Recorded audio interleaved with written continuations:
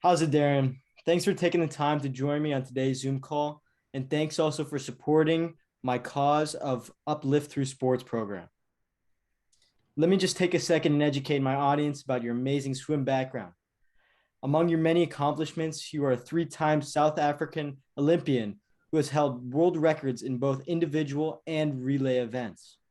Perhaps most notable is the 4x100 freestyle relay in the 2004 Olympics in Greece, when you and your South African teammates took the world by storm in winning gold over US and Australian teams led by legends Michael Phelps and Ian Thorpe. This takes me to today's call, where I'd like to explore how a young kid from Durban became an Olympic hero. So, Darian, how did you start swimming? So I started, I grew up in South Africa. I was very fortunate to grow up in a family that was passionate about the sport of swimming. Both my parents, grew up as swimmers. My dad was a very, very good water polo player all the way through high school and still today plays water polo there in South Africa. My mom actually runs and owns her own Learn to Swim program, Learn to Swim School called Reader's Swim School in Pietermaritzburg. So, swimming has been part of my life ever since I was very, very young. And so that's ultimately how I got into the sports. Is I just followed in my parents' footsteps. I found a calling to the sports and a love for the sport very early on, and I kind of always knew that it was going to be my career from a very young age. So yeah, it kind of runs in the family. Was swimming very popular in South Africa when you're growing up? I mean, we know that soccer, cricket, and rugby are very big down in South Africa. Yeah, I wouldn't say it's the most popular sport. I think they do the South African community does a really good job of promoting it as a life skill. Going to school, ever from a young age. We had PE classes where swimming was one of the curriculum that they followed, and so I think a lot of the schools do a great job. First of all, making its pupils water safe. And then from there, it's really up to you how far you want to take it. There's no real swimming at the collegiate level.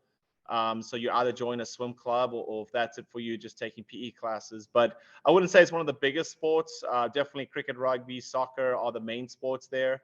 I think every time the Olympic Games comes around, it definitely becomes more popular. Mhm. Performances like ours in 2004 obviously put it back on the map every 4 years, and people like Chad Leclos, coming around and doing as well as he did, Cameron Vandenberg, Roland Skuma, and all those guys who's had great Olympic games. I think they definitely make the sport more popular. But we're always going to play, second fiddle to the biggest sports, the bigger team sports in South Africa. Yeah. So, at what age did you establish yourself as a standout swimmer? Like, when did you start competing internationally, for example?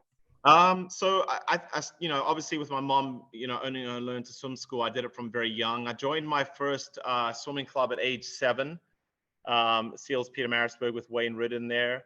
And, I think my first international tour, I was actually just talking about with someone today. I believe I was 15 years old. We traveled overseas to Europe and did some swimming over there. So that was my first big one. I did a tour to the US here in 1998. And then I would say my first really big meet would have been 2003 World Championships in Barcelona. That was my first senior team, South African team tour. And that was the big one for me. We swam in the World Champs final in the relay there.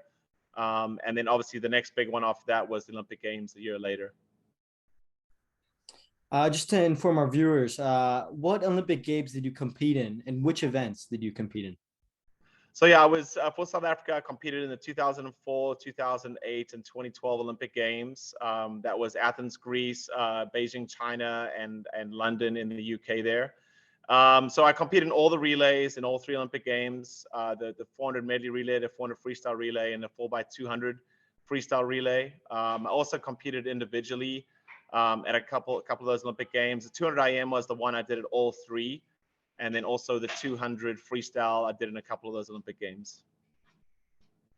So I know you by the 4x100 freestyle relay that you won in 2004 Olympics, but was this the highlight of your Olympic career? And how did it feel to beat such elite swimmers in world record time? Yeah. Obviously, the highlights. I think anytime you walk away with a gold medal from Olympic Games, that's got to be the highlight, right? So That was the highlight. Obviously, as a relay team, that's the best and the best. Ending to a race or outcome from a race was that Olympic Games race for me. Individually, I would say in Beijing was probably my best individual Olympic Games. I ended up getting 10th overall in the 200 IM at that one, just outside getting into the final. I also swam the 200 freestyle there, and I was just outside getting a semifinal swim there. So I would say individually, Beijing was probably my best Olympic Games. But in terms of results, I would say obviously the 2004 Olympic Games in Greece. Sounds great. So it was great to hear about your experiences, but now I want to focus a little bit on South Africa. And I want to know from your experience in South Africa, do you feel that the impoverished kids living in the townships have an opportunity to learn to swim? Of course, yeah. I believe, deep down inside, I firmly believe that every human in this world should know how to swim. It should be a life skill, just like walking and talking, being able to kick a soccer ball. I believe, having that skill and that safety net of being water safe is absolutely critical for every human being. So, talking more, personally coming from a country where we produce so many good athletes from really not a lot of people. If you look at the size of our population in South Africa, we're not a big country, but yet we produce such great athletes on a yearly basis and every 4 years. There's no reason why we shouldn't have more Olympic champions and world champions coming from South Africa from the aquatic sports like swimming. It just takes initiatives like yours, Sasha, to get people into a swimming pool, to get them to learn how to swim, be water safe first, and then take it a step further if they want to the competitive side of the sport. I've seen so many great athletes come from all over South Africa, and I think having them learn how to be water safe first is really, really important. Yeah. So next question ties into that. So beyond survival skills, what other life lessons do you think kids benefit from when learning to swim?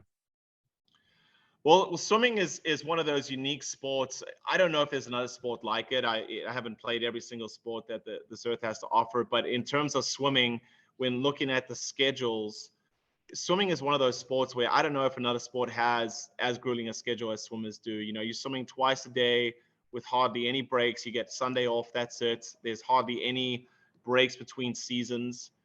So it is nonstop year round. There's no real off season for swimming anymore. So taking that into account, it's just a very, very unique sport. And so, you've got to have people that want to buy into that first of all. So the kind of description, perseverance, and commitment comes to mind when it comes to what swimming can teach you.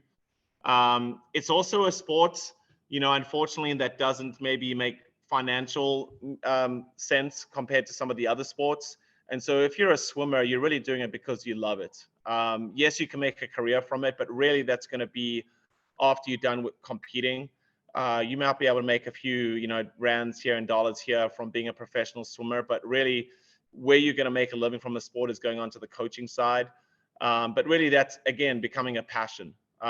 So, like I said, commitment, perseverance, toughness, all those types of things are life lessons that you're going to learn from the sport of swimming. And finally, do you think the South African swim community would embrace this initiative to teach the township kids to swim? Absolutely. I think, getting the right people involved is critical.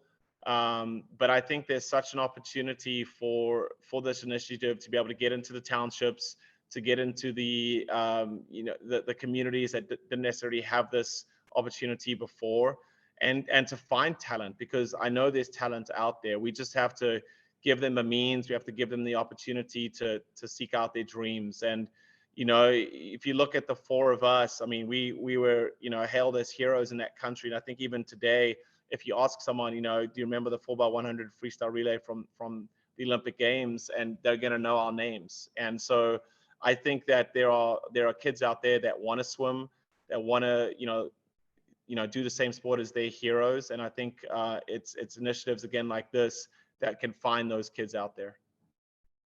All right. That does it for my questions. So thank you again for taking time to chat. And I look forward to working with you on my charity projects. Thank you very much. Absolutely. You're welcome.